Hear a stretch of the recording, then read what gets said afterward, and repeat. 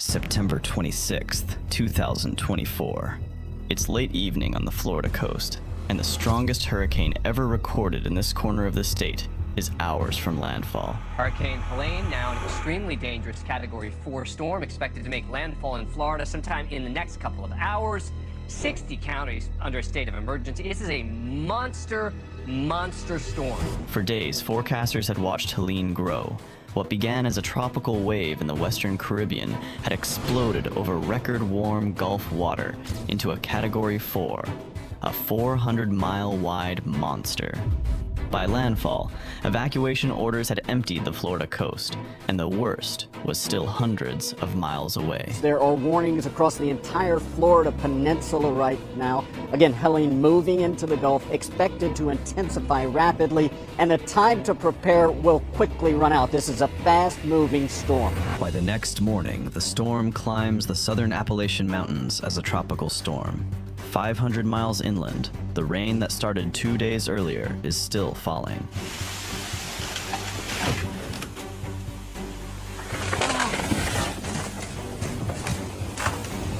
.78 inches, 4 days. The mountains drown.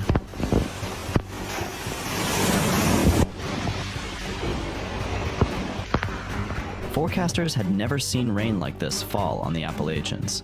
The mountain rivers had never crested above the records of 1916. Asheville had not lost contact like this in a century, and the rivers had not yet peaked.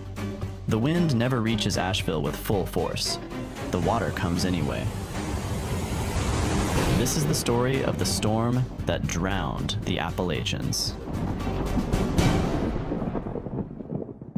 To understand what happened in western North Carolina, you have to go back to the week before Helene was even a storm. In the days before Helene formed, a stalled cold front sat across the southern Appalachians. It was already raining over the mountains. The ground was already saturated. Rivers were already running high. By the time Helene's outer bands reached North Carolina, every creek bed and gully in the region was a loaded gun. Asheville sits in a bowl. The French Broad River runs through it. To the south are the Blue Ridge Mountains. To the north are the Black Mountains. To the east are the Pisgah and the Great Smoky Chains. When rain falls on those slopes, every drop has only one direction to go: down, into the river valleys, into the towns built along them. The people who built those towns knew this. The last time the mountain saw a flood of historic scale was July 1916, when a pair of tropical systems collided over the southern Appalachians and killed 80 people. That flood was the worst in regional memory. Every record book in western North Carolina had its watermark. For 108 years, nothing came close. The mountains had not seen a storm like Helene. The river valleys had not been tested at this scale since before the Model T, and the people who lived along those rivers had built their entire infrastructure assuming the 1916 flood was the ceiling. It was not. Helene forms in the Western Caribbean on September 24th. By the 25th, it is tracking north over the Gulf of Mexico, intensifying rapidly. The ocean is hot. The water temperature in the Gulf is more than 2 degrees above average. Helene feeds on it. On September 26th, the storm reaches Category 4, sustained winds 140 miles per hour, a central pressure of 938 millibars.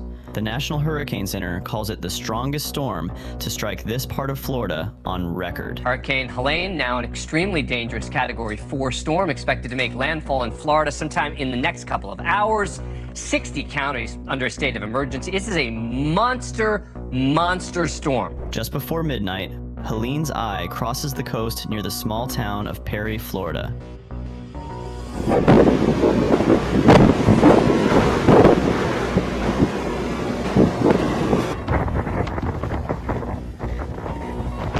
Storm surge in Taylor County reaches 15 feet.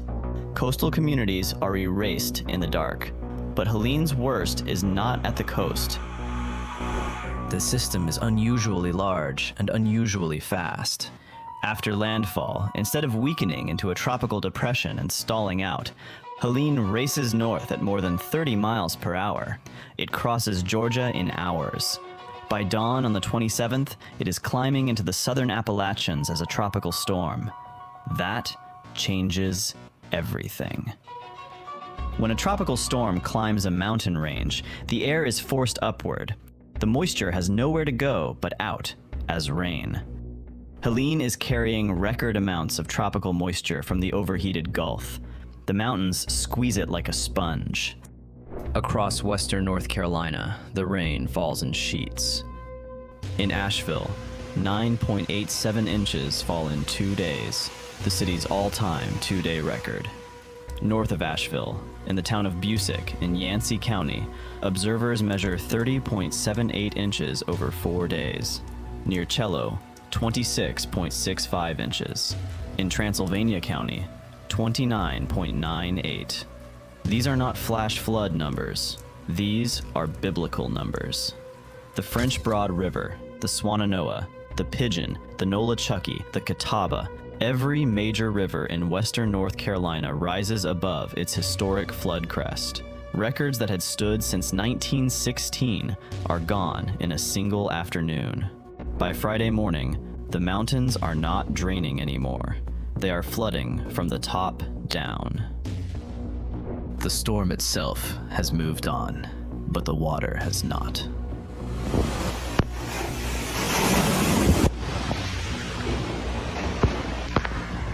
I'm okay. My car is gone. In Asheville, the French Broad rises into Biltmore Village. Restaurants, art galleries, breweries that line the river are gone under brown water within hours. Baby, miss us. It's gonna hit the pool though right here.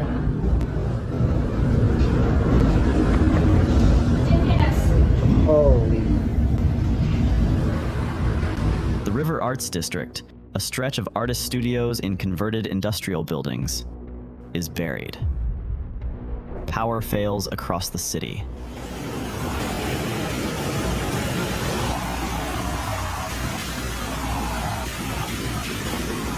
Cell towers go silent. By midday Friday, Asheville is cut off from the outside world. I-26 to South Carolina is closed by landslides. I-40 to Tennessee collapses in 3 places. The city of 94,000 people is, for the next 36 hours, an island in the mountains.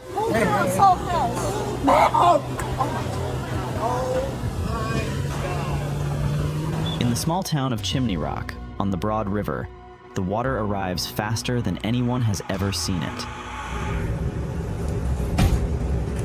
Witnesses describe a wall of brown debris-choked floodwater coming around the bend at the foot of the famous granite cliff. In 30 minutes, half the village is gone. So much debris. Bubba O'Leary, completely demolished.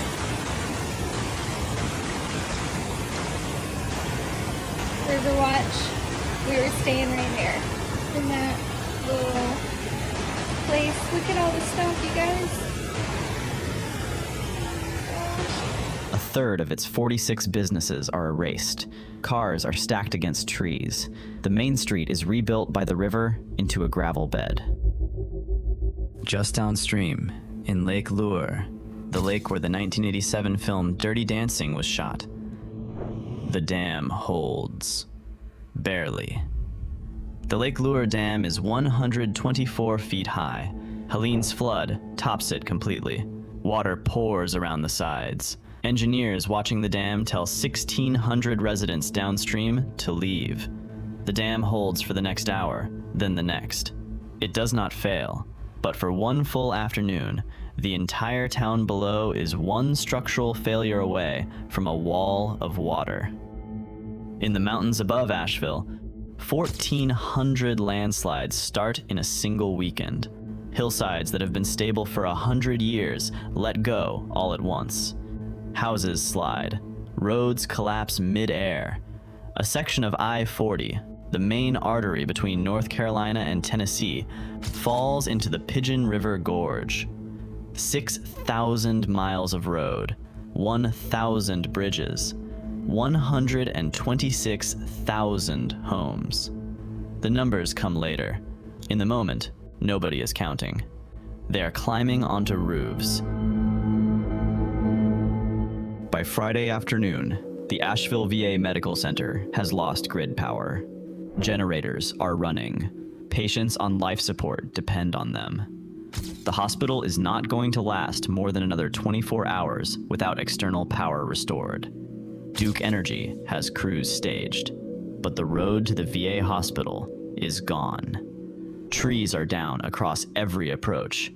Landslides have buried the access road in mud and rock. 2 linemen, Matt Martinka, a journeyman, and Nathan Curley, a line apprentice, get told the route is impossible by vehicle. They go in on foot. Carrying tools, climbing gear, and replacement components, they hike nearly 2 miles through fallen trees, mudslides, and unstable terrain to reach the VA. When they get there, they restore power. The patients on life support keep their machines running. It was a pretty good feeling. I mean, I feel like we, in our own way, gave back. I mean, them guys have given so much, so in our own way, we gave it back to them. Martinka and Curley did not have to walk into a destabilized mountain to do that. They could have waited for the roads to be cleared. Veterans on life support would not have lasted that long. They walked. In the flooded valleys of Buncombe and Yancey counties, Matthew Mozzie, the chief of the South Orange Rescue Squad and the lead rescue technician for 1/2 of the North Carolina Helicopter Aquatic Rescue Team, spends the next 10 days in the air.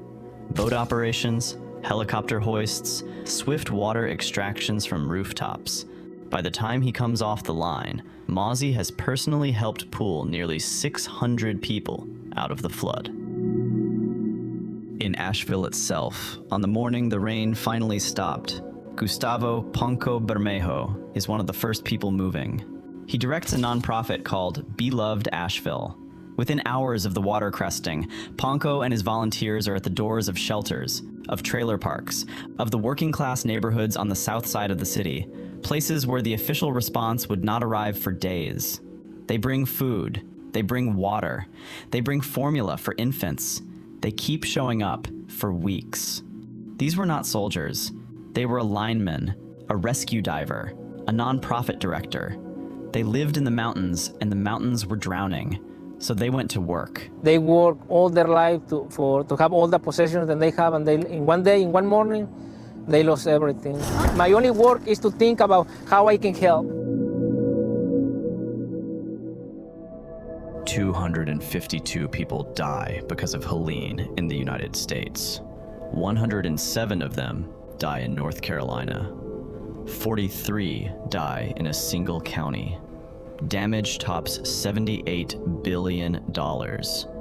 North Carolina alone accounts for 53.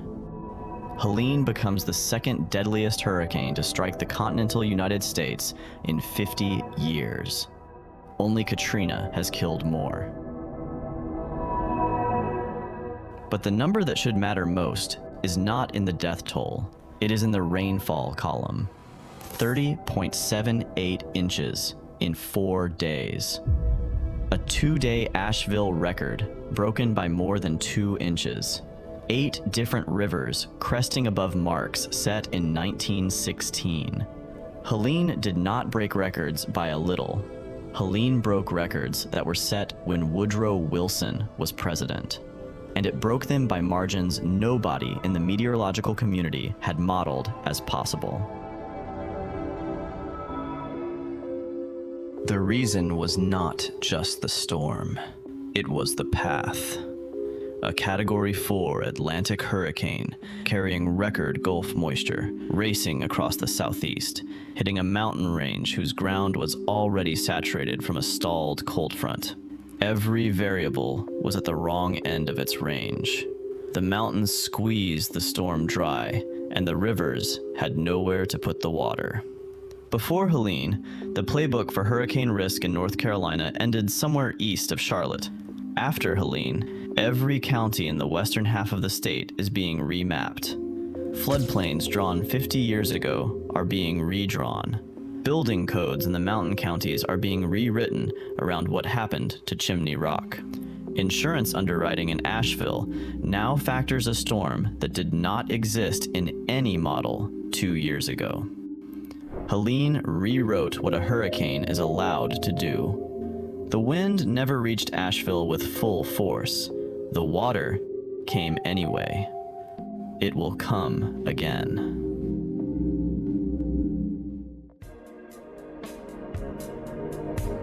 The floodwaters eventually receded, but the people who lived through Helene are still rebuilding.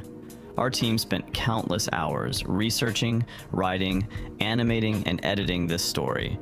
If you want to help us continue making documentaries like this, the best thing you can do is support the channel. A like, a comment, or a share goes a long way. And if you've watched all the way to this point, thank you.